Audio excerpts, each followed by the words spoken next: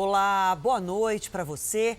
A polícia resgatou de uma chácara no interior de São Paulo 33 cães da raça Pitbull. A suspeita é que o local abrigava um centro de treinamento dos animais para rinhas.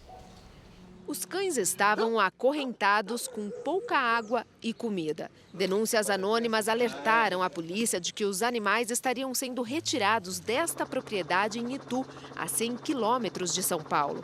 Os investigadores acreditam que eles eram treinados na piscina e nesta esteira para ganhar condicionamento e estarem prontos para as rinhas. Havia ainda ampolas de anabolizantes. Deixa o animal excitado, deixa o animal tanto mal-humorado, deixa o animal agressivo. Todos esses cães serão retirados da chácara e encaminhados a associações que ficam em São Paulo e também no interior. A polícia acredita que esses cães eram alugados para brigar em rinhas e muitas dessas brigas aconteciam aqui mesmo.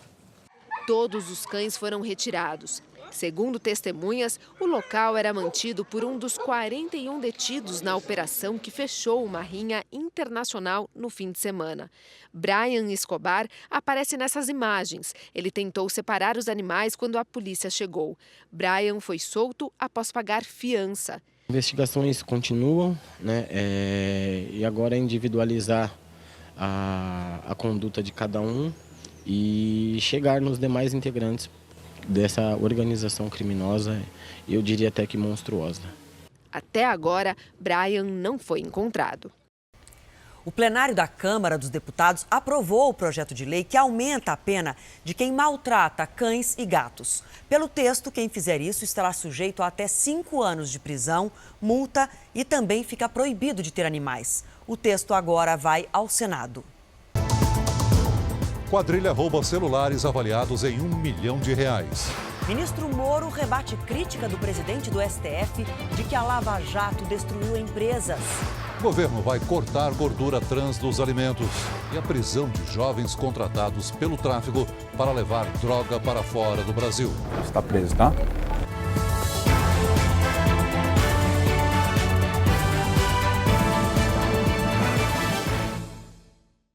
Oferecimento Bradesco em 2020. Brilhe do seu jeito.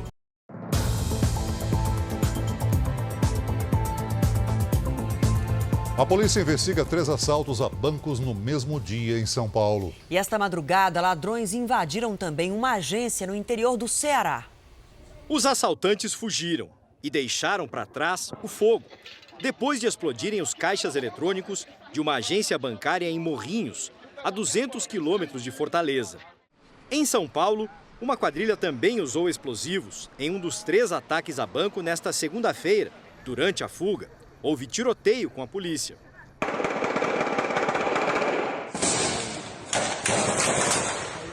Imagens de uma câmera de segurança mostram a movimentação dos assaltantes com capacetes, coletes à prova de balas e armas potentes. 2 ônibus foram interceptados e usados para bloquear a passagem dos carros da polícia.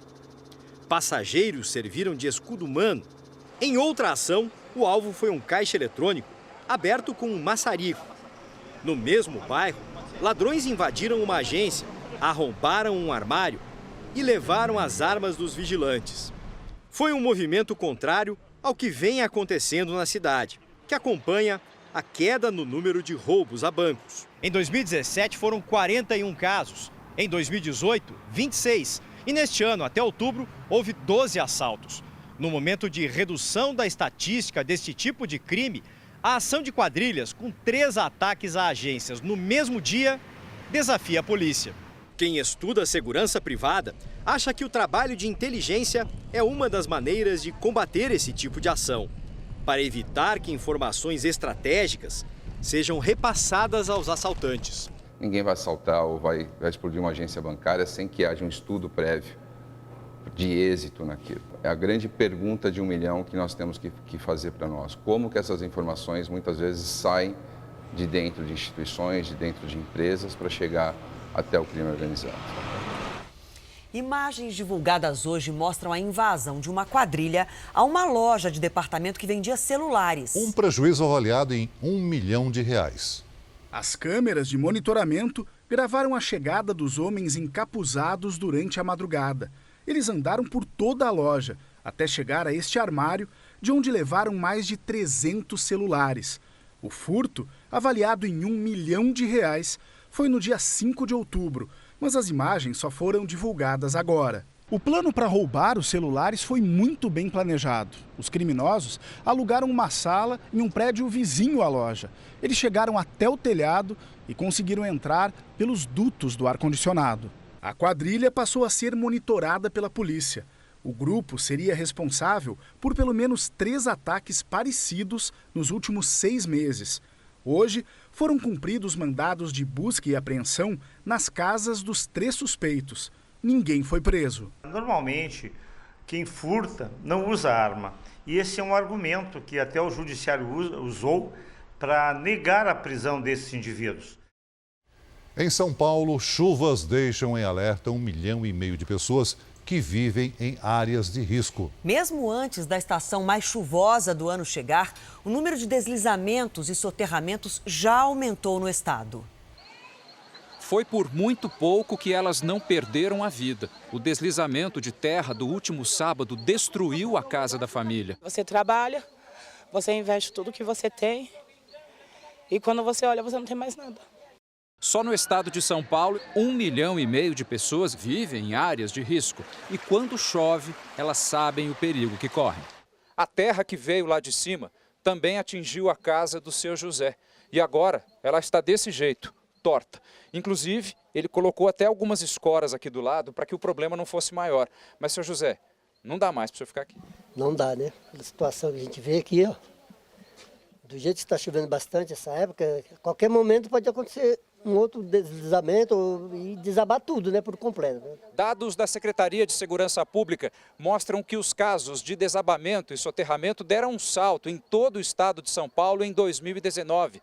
De janeiro a outubro, foram 365 ocorrências, um aumento de quase 32% em relação ao mesmo período do ano passado. Segundo o IBGE, o sudeste do país concentra a maior quantidade de áreas de risco. O motivo para este especialista é a topografia acidentada, o alto índice de chuvas e a densidade demográfica. Áreas sem infraestrutura, como drenagem, afastamento de esgoto, arruamento, e que as pessoas acabam colocando as suas residências, fazendo cortes e aterros. Dá desespero, muito, dá medo. Mas fazer o quê? Não tem para onde ir. Um temporal que atingiu São Paulo esta tarde causou transtornos, principalmente no centro. No elevado Presidente João Goulart, mais conhecido como Minhocão, um alagamento impediu a passagem de veículos. A via que faz ligação da Zona Oeste com o centro da cidade ficou bloqueada por mais de 1 hora. Alguns motoristas se arriscaram na enchente. Ruas próximas também registraram pontos de alagamentos. Olha, ainda falta uma semana para o final da primavera, mas pelo calorão, pelos temporais, já parece que o verão está chegando aí, Mariana. É isso mesmo? Boa noite para você. Isso mesmo, Adriana. Boa noite a todos. Isso mesmo, nos próximos dias vai ser de calor e chuva na maior parte do país. Amanhã uma frente fria e um corredor de umidade avançam e provocam temporais, principalmente no Rio de Janeiro e no Mato Grosso do Sul. Tem alerta para deslizamentos e alagamentos nessas regiões. No norte, o encontro dos ventos dos 2 hemisférios provoca chuva forte no Amapá e no Pará. Nos demais estados, chove rápido à tarde. Tempo firme e bem quente no norte de Minas até o Ceará e no Rio Grande do Sul também.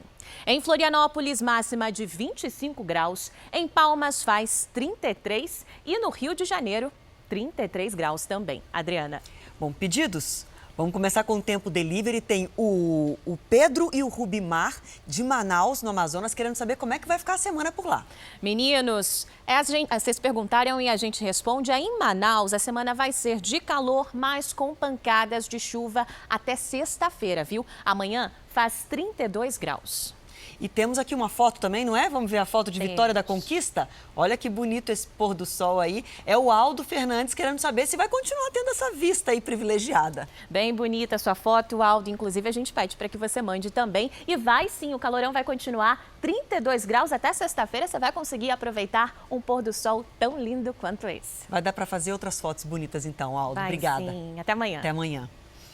E pelo menos 4 pessoas morreram e várias ficaram feridas após uma onda de tornados no sul dos Estados Unidos. Cerca de 30 mil pessoas ficaram sem energia elétrica em 4 estados.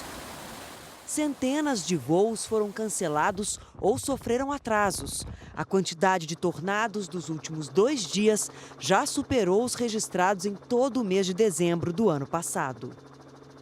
Gigantes da tecnologia são acusadas de cumplicidade na morte de crianças que trabalham em minas de cobalto, um metal usado na fabricação de telefones e computadores.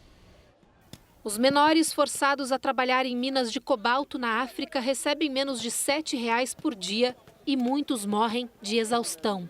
Hoje, mais da metade da produção desse metal no mundo vem da República do Congo, onde pelo menos 35 mil crianças estão trabalhando de forma ilegal. As empresas Apple, Alphabet, que pertence ao Google, Microsoft, Tesla e Dell usam o metal na fabricação de seus produtos. Uma ONG resolveu processá-las na Justiça dos Estados Unidos em nome de 14 famílias congolesas. Elas são acusadas de se beneficiarem conscientemente do uso cruel de crianças de até 6 anos para extrair o material e podem ser condenadas a pagar indenização pelas mortes e ferimentos das crianças. Segundo a organização americana sem fins lucrativos que representa as famílias, as empresas falharam em regular suas cadeias de suprimentos. Outras gigantes da tecnologia continuam sendo investigadas e em breve devem ter seus nomes incluídos no mesmo processo. A Apple afirmou que está comprometida com o fornecimento responsável dos materiais usados. E a Dell disse que não recruta trabalho infantil. Microsoft, Google e Tesla não comentaram a denúncia. E ainda nesta edição, em entrevista exclusiva, ministro Sérgio Moro diz que a Operação Lava Jato não destruiu empresas. E na série especial, um grupo de jovens aliciado pelo tráfico com a promessa de dinheiro fácil. A nossa reportagem mostra o que acontece com eles no caminho para a Europa.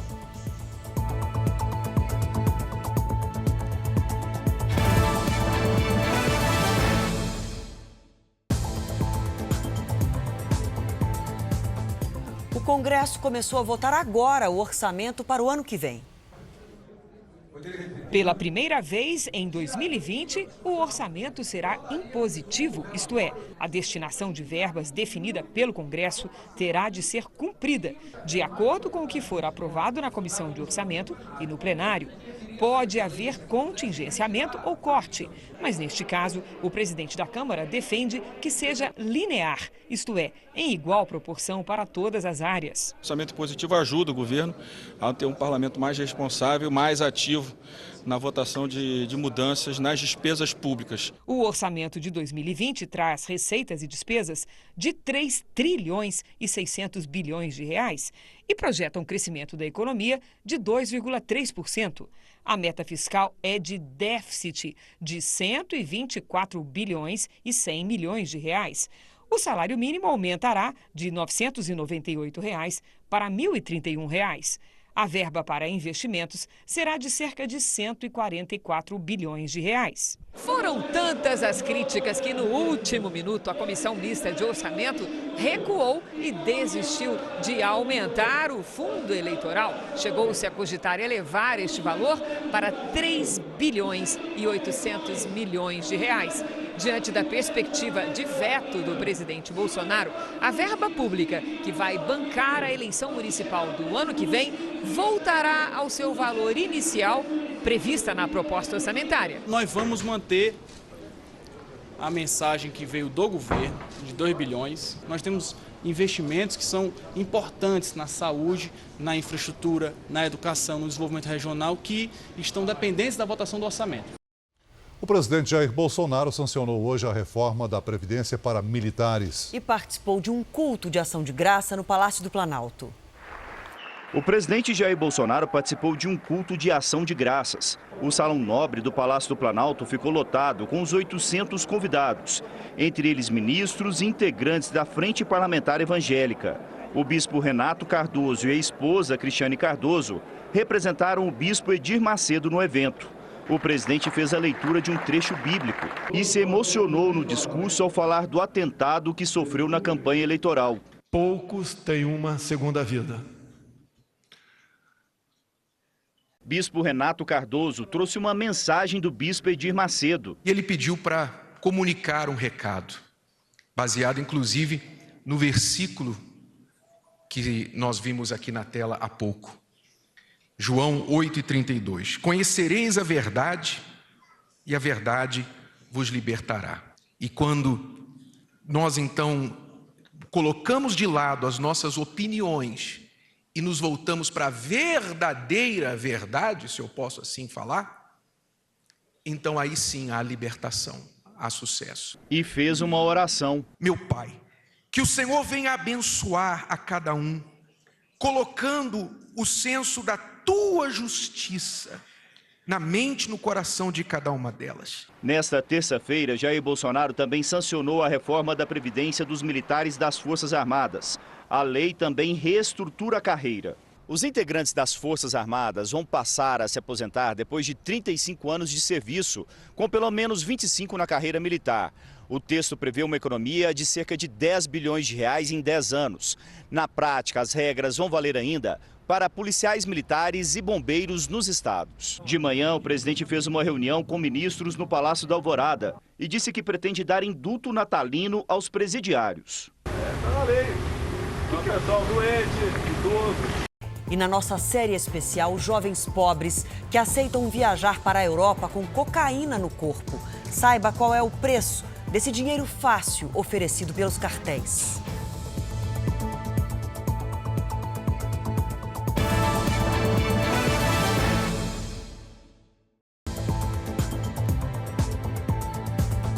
O ministro da Justiça e Segurança Pública, Sérgio Moro, diz que o país não cresce se houver corrupção. Em entrevista exclusiva, Moro afirmou que muitas empresas demoraram a aderir aos acordos de leniência porque não queriam admitir os crimes cometidos. O Jornal da Record conversa com o ministro da Justiça e Segurança Pública, Sérgio Moro. Ministro, obrigado por nos receber. O Sistema Nacional de Segurança Pública tem apresentado queda em todos os crimes. Quais ações específicas da sua administração têm contribuído para essa queda? Ações muito concretas. Por exemplo, nós intensificamos a política de transferência de lideranças criminosas, dessas grandes organizações criminosas, para presídios federais. E nós mudamos também a política de visitas nesses estabelecimentos. Então, hoje, para alguém transferido para um presídio federal, é muito difícil que essa liderança possa transmitir ordens de cometimento de crimes para os seus subordinados lá fora. Ministro, vamos falar um pouquinho de Lava Jato. A Petrobras se desculpou recentemente com 2.000 funcionários que teriam sido investigados sob muito rigor, funcionários descobertos depois, inocentes. Não houve um exagero da Operação Lava Jato, na sua opinião? Não, de forma nenhuma. Pelo que eu entendi, ali seriam investigações internas que foram instauradas, né, para verificar se havia envolvimento desses servidores nos crimes. E a Petrobras, depois de realizar a investigação interna, conclui que não havia. Então, isso não é algo atribuído às investigações policiais ou do Ministério Público ou da Justiça. É algo absolutamente interno. Mas há uma crítica de que a Lava Jato, em vez de apenas punir os corruptos, destruiu empresas. O presidente do Supremo, Dias Toffoli, deu uma declaração nesse sentido recentemente. O senhor concorda com essa crítica? O que havia era um esquema gigantesco de corrupção. Era quase uma regra automática. Você tem um contrato, tem que pagar o suborno. Eu chamo isso de corrupção sistêmica. Então, isso é muito grave, que impacta a saúde da empresa. Então, veja, o combate à corrupção, ele, na verdade, melhora o desempenho econômico, melhora a eficiência econômica. Mas as grandes empreiteiras, construção naval, não foram muito prejudicadas, ministro? Não bastava apenas prender os executivos e deixar os negócios continuarem? Veja, para todas essas empresas, foi dada a abertura da realização de acordos de leniência. Então, todas as empresas que quiseram corrigir os seus erros, que quiseram abandonar a prática de crimes, revelar os seus crimes e pagar indenizações, todas elas tiveram a oportunidade de realizar esses acordos com o Ministério Público, com a AGU, com a CGU. Houve, porém, algumas que demoraram demais, que insistiram muito em afirmar que não tinham problema nenhum, que eram inocentes, e muitas dessas, na verdade, queriam continuar sem responder pelos seus crimes, ou a mesmo cometendo esses crimes. O senhor é muito cobrado por não repercutir casos em que envolve excessos ou crimes cometidos por policiais, como, por exemplo, em Paraisópolis, São Paulo, e o caso da menina Ágata baleada no Complexo do Alemão, no Rio de Janeiro. Por que o senhor evita repercutir esses assuntos, ministro? Olha, eu até fiz comentários sobre eles, pontuais. Veja, esses casos aconteceram no âmbito das polícias estaduais. As polícias estaduais estão subordinadas aos respectivos governos estaduais. Então, a responsabilidade primária, né, não é do governo federal sobre esses casos. E são incidentes que não desmerecem, né, a qualidade e a dedicação e o sacrifício dos nossos policiais, militares, civis, dos estados. Então, assim, existem os órgãos de controle, os órgãos responsáveis pela investigação de apurar o que aconteceu, e eles estão atuando. Então, não tem necessidade de alguma intervenção do ministro da Justiça ou do governo federal. Segundo pesquisas, o senhor é o ministro melhor avaliado no governo Bolsonaro. Quais são os seus planos, ministros, daqui para frente? O senhor pretende permanecer no ministério? O senhor pretende concorrer a uma chapa, à presidência da República, por exemplo? Eu sei que o senhor vai dizer que é cedo ainda, mas hoje, qual seria a maior probabilidade? Veja, eu falei isso publicamente diversas vezes. Eu não tenho pretensões eleitorais e nem tenho um perfil político partidário. Eu fui convidado pelo presidente Jair Bolsonaro em 1º de novembro de 2018, logo após as eleições, e nós assumimos um compromisso, que é o entendimento comum, que nós temos que ser duro na forma da lei contra o crime organizado, criminalidade violenta e contra a corrupção. Essa tem sido a missão principal dentro do Ministério da Justiça e Segurança Pública, e o compromisso com o presidente. E, por sua vez, o presidente o compromisso com seus eleitores e que, no fundo, nós dois compartilhamos a mesma posição quanto a esse problema da criminalidade. Então, só isso já é uma tarefa suficiente para me ocupar aqui dentro do governo federal, dentro do Ministério. Não tem nenhuma intenção de concorrer à presidência ou coisa parecida, né? Existe um presidente, que é o presidente Jair Bolsonaro, ele é um provável candidato à reeleição e, como ministro, até por uma questão de lealdade, mas também estou no governo, a perspectiva é de apoiar o presidente da República. Ok, ministro, obrigado pela sua participação aqui no Jornal da Record. Muito obrigado, eu que agradeço. A Agência Nacional de Vigilância Sanitária divulgou um plano para eliminar a gordura trans do mercado brasileiro até 2023. O consumo desse tipo de gordura, que aparece em alguns produtos industrializados, como biscoitos e sorvetes, aumenta o risco de doenças cardíacas. O Tribunal de Justiça do Rio de Janeiro julga amanhã um pedido para reabrir a Avenida Niemeyer, fechada desde maio. Um vai e vem na justiça que atrapalha moradores e comerciantes da região. São 5 quilômetros que fazem falta à cidade. Engarrafamento, Transagilidade, é a única linha que tem para a Zona Sul. Sem a Avenida Niemeyer, os cariocas somam prejuízos. No acesso rápido entre os bairros do Leblon e São Conrado, comerciantes viram despencar o faturamento. Os turistas sumiram deste hotel. Caiu de 70% a 80%. Tive que mandar bastante gente embora, porque não tem como aguentar. Moradores demoram mais para chegar em casa. Entregas deixaram de ser feitas. Quem vive aqui se sente isolado e organiza protestos. Eu acho que a cidade está numa encruzilhada. Estamos reféns de uma situação surreal. Sem a avenida, uma das alternativas para chegar à zona oeste da cidade é a linha amarela, mas tem pedágio. São R$15 para ir e voltar. A Justiça exigiu laudos das obras de recuperação da via, interditada depois dos estragos causados pela chuva no início de maio. Em agosto, o desembargador Mauro Pereira Martins pediu novas vistorias e acompanhou o trabalho dos técnicos.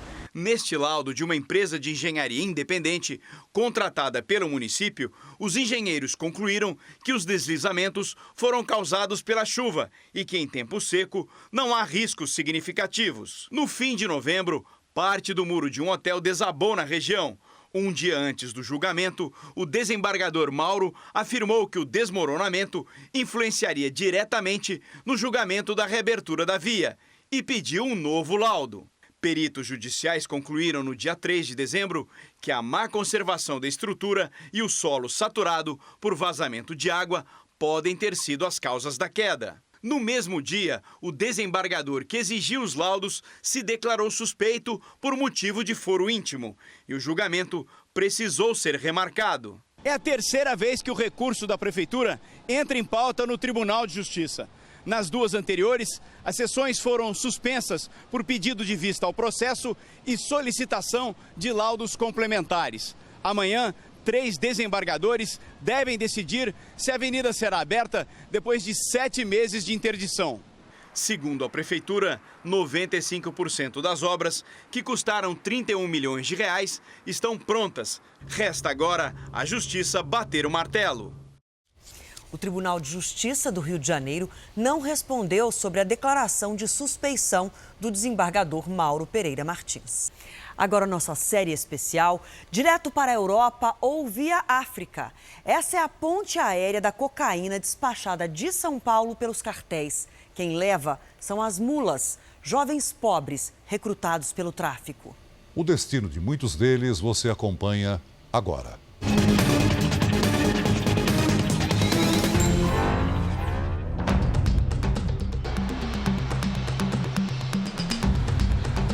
Em meio à rotina intensa de embarque de voos internacionais, mulas do tráfico, os transportadores de droga, tentam se misturar aos passageiros comuns sem chamar a atenção.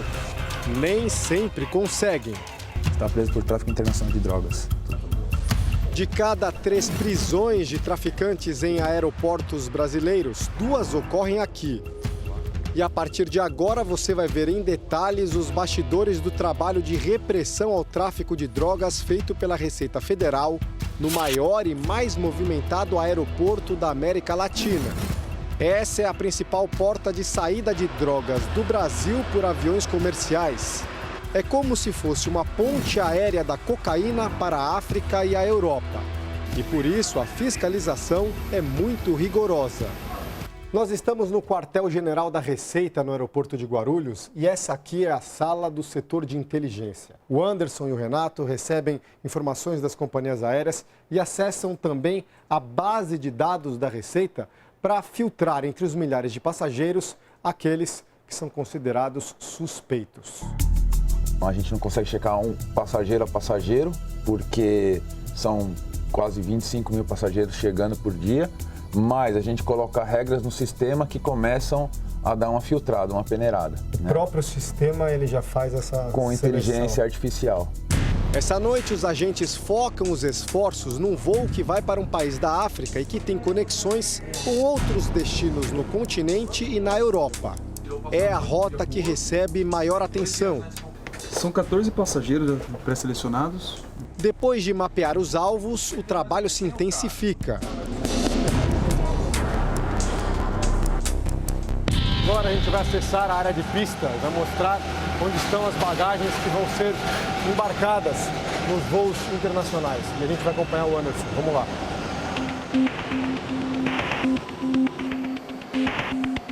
Anderson e Renato buscam as malas despachadas pelos passageiros pré-selecionados. E eles já estão passando no raio-x algumas malas que vão ser embarcadas nesse voo, que é um voo de alto risco. E aqui pela imagem eles já conseguem ter alguma suspeita maior. Um cão farejador procura sinais de droga nas malas separadas. O animal não indica a presença de cocaína, mas o tráfico usa diferentes estratégias. E por isso o momento mais importante do trabalho de repressão acontece minutos antes da aeronave decolar. O avião está ali estacionado, o embarque dos passageiros começou nesse momento e os agentes da Receita Federal já estão ali posicionados para abordar justamente os passageiros que são mais suspeitos. A gente vai se aproximar deles, vai acompanhar de perto como é que funciona esse trabalho. Esse jovem paraense é chamado. Ele tem como destino final Roma, na Itália, e é um dos principais suspeitos neste voo. O rapaz está prestes a ser flagrado. Tem alguma coisa que está no seu corpo aqui com você? Não? Tá, eu vou precisar dar uma checada, tudo bem? Você vai ter que me revistar? É, eu vou ter que te revistar, tudo bem? Tem ou não tem? Tá bom. Ó, seu passaporte está aqui, tudo bem? Vem cá. Levanta a blusa. O que tem aqui? O que é isso aqui? O que é? Não, desculpa. Tem ou não tem? Tem, né? Tem. Então tá. O que é? Cocaína. Tá bom. Você está preso, tá? O jovem carregava mais de 4 quilos de cocaína amarrada ao corpo. Ele foi recrutado pelo tráfico num aplicativo de relacionamento. Uma pessoa que me conheceu pela internet. Te ofereceu o quê? Ia me ajudar, que ia me tirar daqui. Disseram que ia me dar uns 10 mil. Outras 2 mulheres, também paraenses, são paradas antes do embarque. A primeira logo confessa ser mula do tráfico. Quanto te pagaram para você trazer droga? 5 mil. A segunda tenta despistar. Você quer sua passagem? É? Você que comprou? Não, meu namorado. Seu namorado? Isso. Quem é seu namorado? Wilson. Onde que ele comprou sua passagem? Ele comprou de lá, da cidade dele. Que cidade é? Dessa cidade que eu tô indo, é porque eu não sei pronunciar o nome. Você não sabe pronunciar o nome? Não. Você tem uma coisa no seu corpo? Aqui? Tem, né? Tem? Então tá bom. Você tá presa. Ela também carregava mais de 4 quilos de cocaína. É provável que seja a mesma quadrilha atuando? São mulas recrutadas pela mesma quadrilha? Sim, é bem provável. O perfil dos presos é muito comum entre pessoas recrutadas pelo tráfico. Jovens de baixo poder aquisitivo que enxergam na função de mula de drogas a chance de ganhar dinheiro rápido. O que sempre surpreende é o uso de pessoas simples que poderiam estar numa outra atividade sendo cooptadas para a droga. O jovem e as 2 mulheres são levados à Polícia Federal. A investigação sobre quem está por trás da quadrilha que os recrutou pode ser longa. Os paraenses presos são apenas 3 mulas de um enorme esquema que movimenta milhões de reais todas as semanas. E que, segundo estatísticas da Interpol, a Polícia Internacional, só é interceptado pelas autoridades mundiais em 5% dos casos.